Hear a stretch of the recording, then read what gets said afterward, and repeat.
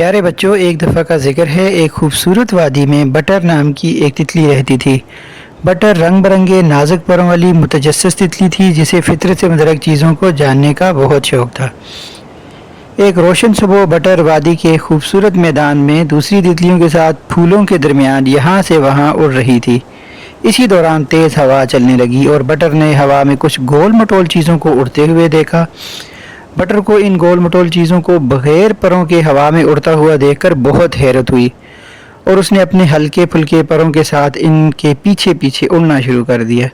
اسی دوران ہوا کا ایک اور تیز جھونکا آیا جو انہیں اپنے ساتھ دور بھگا کر کہیں لے گیا۔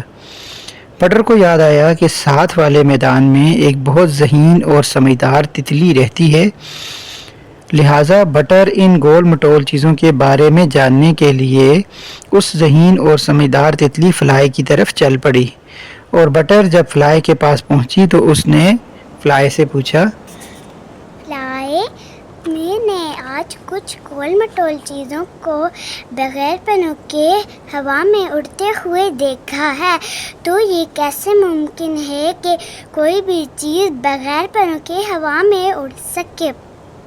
بٹر، دراصل وہ غبارے تھے۔ اچھا بٹر، یہ بتائیں کہ کیا غبارے ہوا کی سمت میں اڑ رہے تھے یا اس کی مخالف سمت میں؟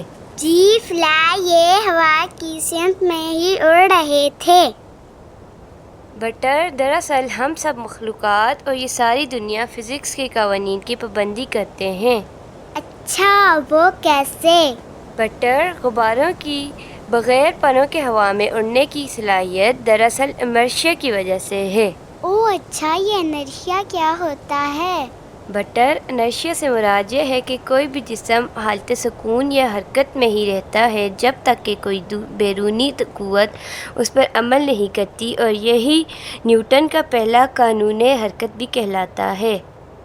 اور یہ غبارے دراصل ہوا کے زیر اثر ہی ہوا میں اڑ رہے تھے، جبکہ ہم اپنے پروں کو پھڑپڑاتے ہیں اور اسی قوت کے زیر اثر ہوا میں اڑتے ہیں۔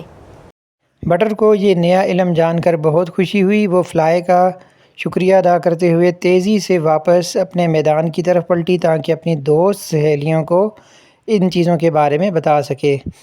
تو بچوں، اگر کوئی بھی باڈی کسی ریفرنس کے اعتبار سے اپنی پوزیشن چینج نہیں کرتی تو ہم اسے حالت سکون یا ریسٹ پوزیشن میں کہتے ہیں، اور اسی کے متضاد اگر کوئی باڈی اپنی پوزیشن کو ریفرنس کے اعتبار سے تبدیل کر رہی ہے تو ہم اس کو کہتے ہیں کہ یہ حرکت کی حالت میں ہے یا یہ موو کر رہی ہے، یہ موشن سٹیٹ میں ہے۔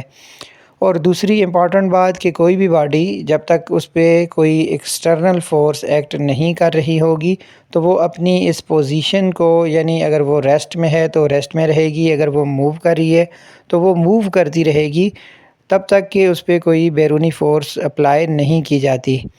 اور کسی بھی باڈی کی یہ جو صلاحیت ہے اس کو انرشیا کہتے ہیں، اور نیوٹن کا جو پہلا قانون ہے وہ بھی ہمیں یہی بتاتا ہے کہ کوئی بھی باڈی جو ہے اس میں موشن پروڈیوس نہیں کی جا سکتی جب تک کہ اس پہ کوئی ایکسٹرنل فورس ایکٹ نہیں کرے گی، اور اگر وہ موو کر رہی ہے تو اس کو اس وقت تک جو ہے وہ واپس ریسٹ میں نہیں لایا جا سکتا جب تک کہ اس پہ کوئی ایکسٹرنل فورس ایکٹ نہیں کرے گی۔ امید ہے آپ کو آج کی کہانی پسند آئی ہوگی۔ اس کے بارے میں ہمیں بتائیے گا کمنٹس میں، اور اس کے ساتھ ساتھ اس چینل کو ضرور لائک بھی کریں اور سبسکرائب کریں۔ Thank you so much.